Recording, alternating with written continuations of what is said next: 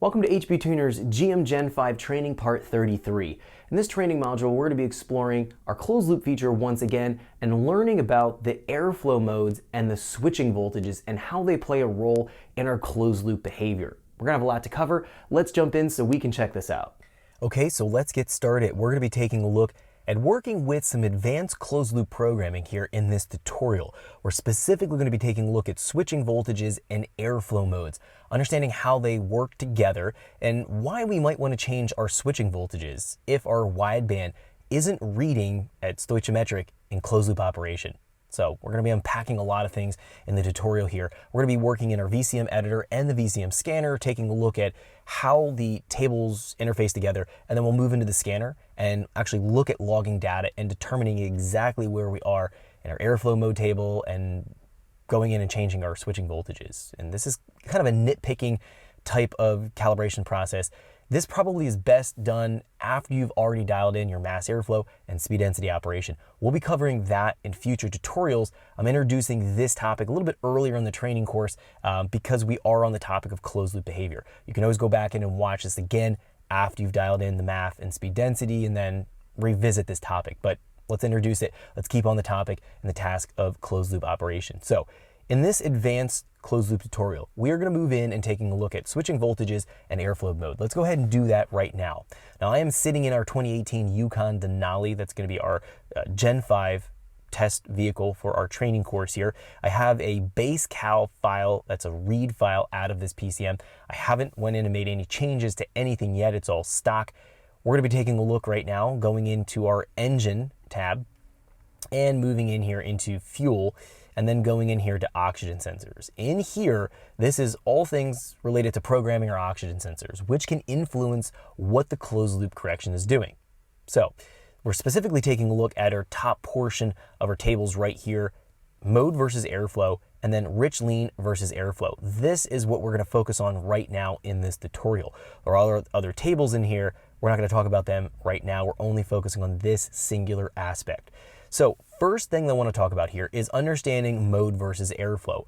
The mode versus airflow table, if we're looking here, it's going to either be a normal or displacement on demand, depending on what configuration the engine's going to be running in. The table is here based on mass airflow. So we can see at the top, the axis here, these values, this is mass airflow. This is going to be in units of grams per second. Now, we can change the units here to something like pound per minute or pound per hour if you're going to be logging and working in those units in your VCM scanner. Now, I like to work and log in units of grams per second. I think it makes the most sense, but it's really personal preference in terms of the unit scale that you're working with. If you do want to change the unit scale of the table from grams per second, we just need to right-click here on any of the numbers in the gray, right-click, go to the column axes, go to the units, and then change this to pound per hour or pound per minute. Now in this case, I'm going to leave it on grams per second right here because that's the units that I'm logging with in the VCM scanner, which is very important because we want to match up where we're actually operating at in this table.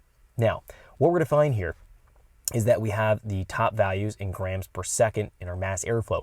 This is the reported air mass coming from our mass airflow sensor. We're going to find that we're going to be essentially moving throughout this table. Depending if we're at idle and part throttle driving, we'll find that we're constantly floating through the table. Now, what we're going to find here is that we have these values below this. These are known as our modes. So we can see airflow is at the top. The table's based on airflow, mass airflow. And then these are the modes. The numbers here are the modes. This is going to drive where we're at in our rich lean versus airflow table. Now the primary tables we're going to be working with in our rich lean airflow is a bank 1 and bank 2 switching voltage tables. We're going to go here and just jump into bank 1. And let's go to bank 2, and what we can do is close our window out here so we can just look at everything all together and make a little bit more sense of this. So we have our bank 1 right here, we have our bank 2 right here. Let's just put these all together. So what we're going to find here is that the airflow mode, we have these values up at the top, 0, 8, 16, 24, 32, 40, 48, 56, 64. We can see exactly where we're operating at. Now, in here, we're going to find down below we have our voltage. This is the switching voltage in millivolts for the oxygen sensor. So we're finding here this is showing a value of 450. What this is saying is that that's going to be the proper switching voltage for the ECM to determine if we're at 1.0 lambda or stoichiometric or not. So what we're going to find here is that we may need to adjust this.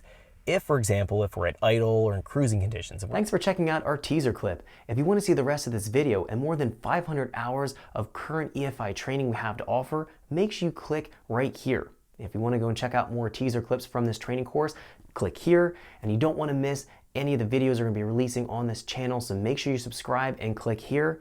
Thanks for watching, and I'll see you guys later.